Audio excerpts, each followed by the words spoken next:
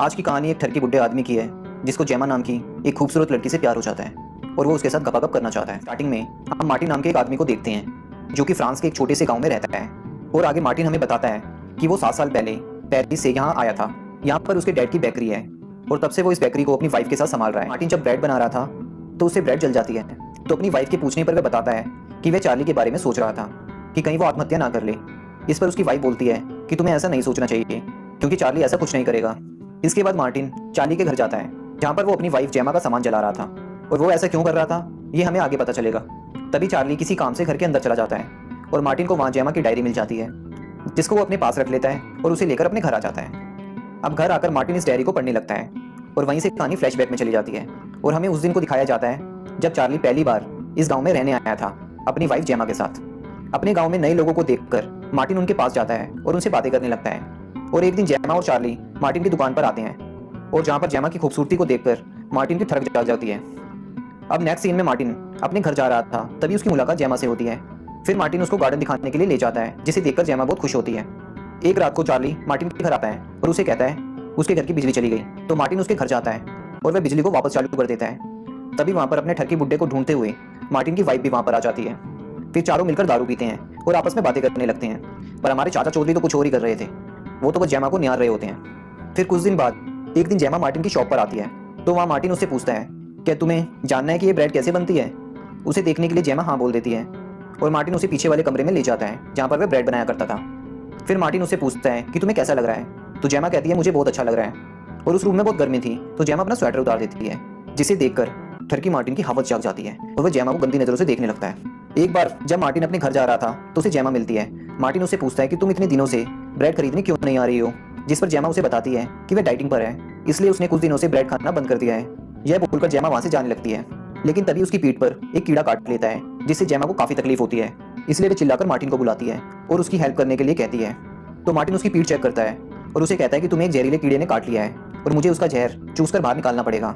तो जेमा उसे ये करने के लिए कहती है और हमारे ठरकी बुड्ढे को तो इसी बात का इंतजार था, तो मार्टिन बिना देरी किए उस जहर को बाहर निकालने लगता है। लेकिन तभी वहाँ पर एक लड़का आता है जिसका नाम हार्वी था। वह मार्टिन से कहता है कि तुम क्या कर रहे हो। अब मार्टिन उसे सारी बात समझा रहा था, लेकिन तभी जेमा नीचे गिरकर बेहोश हो जाती है। अब वह दोनों जेमा को हॉस्पिटल लेकर जाते हैं जहाँ डॉक्टर जेमा को एक इंजेक्शन लगाता है और उसे कहता है अब तुम खतरे से बाहर हो। और जब वह तीनों घर आ रहे थे तब जेमा मार्टिन के कंधे पर सर रखकर सो जाती है, जिससे हमारे चाचा चौधरी के अरमान जाग जाते हैं। अगले दिन जब मार्टिन अपनी शॉप के बाहर खड़ा था तो वह जेमा और हार्वी को बातें करते देखता है। उन दोनों को देखकर मार्टिन सोचता है कि जल्दी इन दोनों का अफेयर स्टार्ट हो जाएगा। फिर एक बार मार्टिन कहीं जा रहा था, तभी वो जेमा को देखता है जो गाड़ी से कहीं जा रही होती है। मार्टिन उसका पीछा करने लगता है। मार्टिन देखता है कि जेमा हार्वी के घर जा रही है। उन दोनों को देखकर मार्टिन का दिल टूट जाता है और मार्टिन को लगता है जेमा हार्वी के साथ वाइन पीने गई है, पर असल में जेमा हार्वी के साथ पलंग तोड़ने गई थी। उसी रात मार्टिन जेमा के घर डिनर करने आता है, तो तभी वह जेमा के गले पर लव बाइट देखता है, जिसे देखकर वह समझ जाता है जेमा से कोई और ही मजे ले रहा है। और ये सब देखकर मार्टिन सैड हो जाता है क्योंकि वह जेमा से प्यार करता था। अगले दिन मार्टिन हार्वी से मिलता है और उससे बातें करने लगता है, तो हार्वी उसे बताता है कि वह पढ़ाई में ज्यादा ध्यान नहीं दे पाता।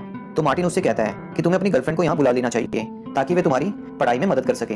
और थोड़ी देर बाद हार्वी जेमा को अपने घर बुलाता है और मार्टिन उन्हें छुपकर देख रहा होता है। जेमा हार्वी के साथ गपागप कर रही होती है। अब मार्टिन को पूरा यकीन हो जाता है कि जेमा और हार्वी का अफेयर चल रहा है। अब कुछ दिन बाद जेमा मार्टिन की बेकरी पर ब्रेड खरीदने आती है और वो एक ब्रेड वहीं पर भूल जाती है। तो मार्टिन उस ब्रेड को देने के लिए उसके घर जाता है, लेकिन वहाँ पर कुछ आवाज़ों को सुनता है जिसको सुनकर वह वहीं पे छुप जाता है। और जब वो खिड़की से देखता है तो जेमा और हार्वी गपागप कर रहे होते हैं और जेमा हार्वी को आई लव यू बोल रही होती है, जिसको सुनकर मार्टिन को बहुत गुस्सा आता है। अगले दिन जेमा हार्वी के साथ गपागप करने उसके घर जाती है और धक्का करते हुए जेमा से हार्वी की मॉम की एक कीमती मूर्ति टूट जाती है। तो जेमा हार्वी से कहती है कि वह ये मूर्ति अपने हस्बैंड से ठीक करवा देगी और जाते जाते वह हार्वी से कहती है कि हमें भागकर लंदन चले जाना चाहिए। अब नेक्स्ट सीन में हम देखते हैं कि जेमा को हार्वी का एक लेटर मिलता है, जिसे पढ़कर जेमा हार्वी से मिलने उसके घर जाने लगती है।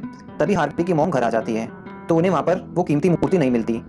तब हार्वी उन्हें कहता है कि मूर्ति में स्क्रैच आ गया था, इसलिए उसने मूर्ति ठीक होने के लिए दी है। और दूसरी तरफ जेमा को हार्वी का मैसेज आता है जिसमें लिखा था कि मैं तुम्हारे साथ लंदन नहीं आ सकता। ये सुनकर जेमा बहुत दुखी हो जाती है और रोते रोते अपने घर चली जाती है। और अब चार्ली को जेमा पर शक होने लगा था क्योंकि जेमा चार्ली पर ज्यादा ध्यान नहीं दे रही थी, इसलिए चार्ली गुस्से में कुछ दिनों के लिए लंदन चला जाता है। इसके बाद कुछ दिनों बाद जेमा से मिलने उसका एक्स बॉयफ्रेंड आता है जिसका नाम पैट्रिक था। और अगले दिन मार्टिन उन दोनों को सड़क पर किस करते हुए देखता है, जिसको देखकर मार्टिन समझ जाता है कि जेमा कैरेक्टरलेस वुमेन है। अब अगले दिन पैट्रिक फिर से जेमा के घर आता है और जब वे दोनों बातें कर रहे थे तभी चार्ली भी आ जाता है। चार्ली जब अपने घर के अंदर जाता है तो वह भागकर बाहर आता है और मार्टिन से हेल्प मांगता है, मार्टिन जब चार्ली के घर आता है तो वह जेमा को मरा हुआ देखता है, जिसे देखकर वह शॉक हो जाता है। इसके बाद वहाँ पुलिस आती है जो जेमा की बॉडी को पोस्टमार्टम के लिए ले जाती है। और जब पोस्टमार्टम की रिपोर्ट आती है तो मार्टिन को पता चलता है कि जेमा की मौत गले में ब्रेड फंसने की वजह से हुई है। फिर ये बात अगले दिन मार्टिन चार्ली को बताता है, जिस पर चार्ली उसे बताता है कि जेमा की मौत उसकी वजह से हुई है, क्योंकि जब वह घर गया तो पैट्रिक को जेमा के साथ धकाधक करते हुए देखा, पर मुझे लगा पैट्रिक उसके साथ जबरदस्ती कर रहा है और मैं उसे मारने लगा। तभी पैट्रिक भी वहाँ आ जाता है और उन दोनों को बताता है कि जब जेमा ब्रेड खा रही थी तभी मैं पीछे से आकर उसे किस करने लगा, इस वजह से उसके गले में ब्रेड फंस गया।